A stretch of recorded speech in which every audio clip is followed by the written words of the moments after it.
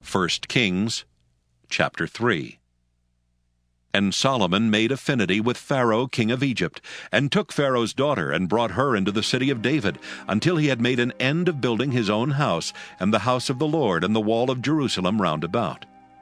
Only the people sacrificed in high places, because there was no house built unto the name of the Lord until those days. And Solomon loved the Lord, walking in the statutes of David his father. Only he sacrificed and burnt incense in high places.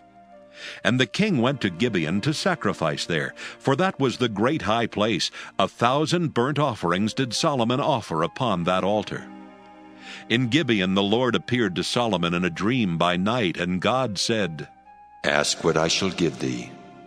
And Solomon said, Thou hast showed unto thy servant David my father great mercy, according as he walked before thee in truth, and in righteousness, and in uprightness of heart with thee.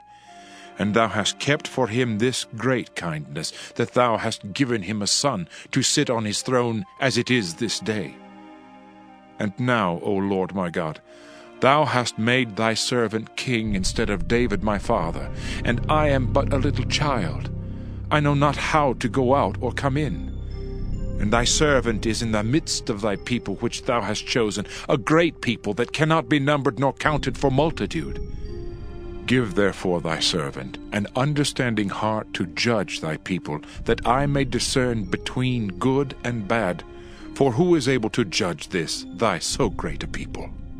And the speech pleased the Lord, that Solomon had asked this thing. And God said unto him, Because thou hast asked this thing, and hast not asked for thyself long life, neither hast asked riches for thyself, nor hast asked the life of thine enemies, but hast asked for thyself understanding to discern judgment, behold, I have done according to thy words.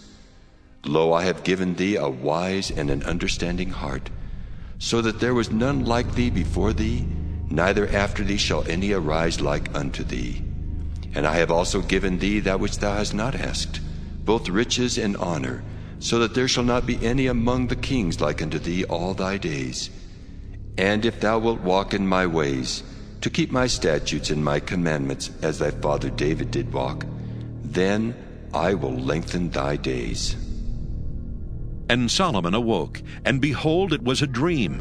And he came to Jerusalem, and stood before the ark of the covenant of the Lord, and offered up burnt offerings, and offered peace offerings, and made a feast to all his servants.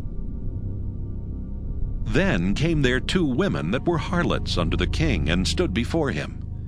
And the one woman said, O my lord, I and this woman dwell in one house, and I was delivered of a child with her in the house.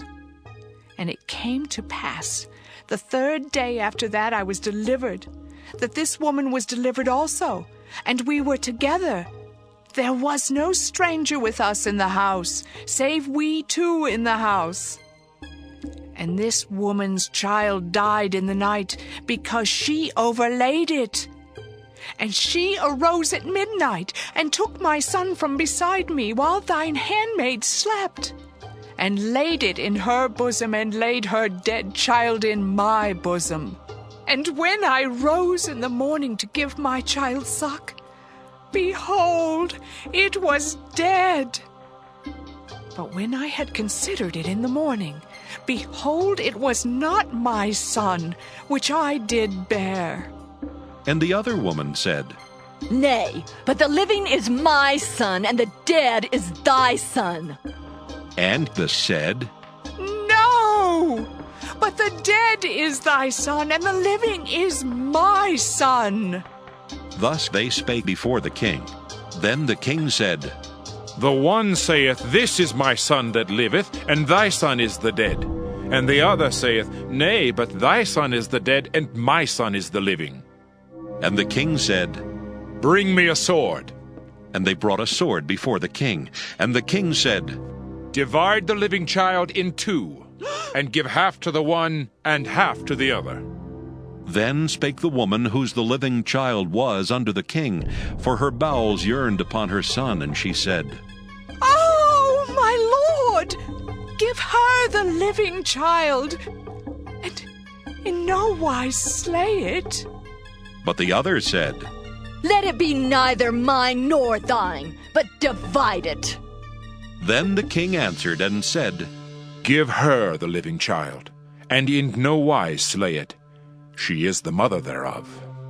And all Israel heard of the judgment which the king had judged, and they feared the king, for they saw that the wisdom of God was in him to do judgment.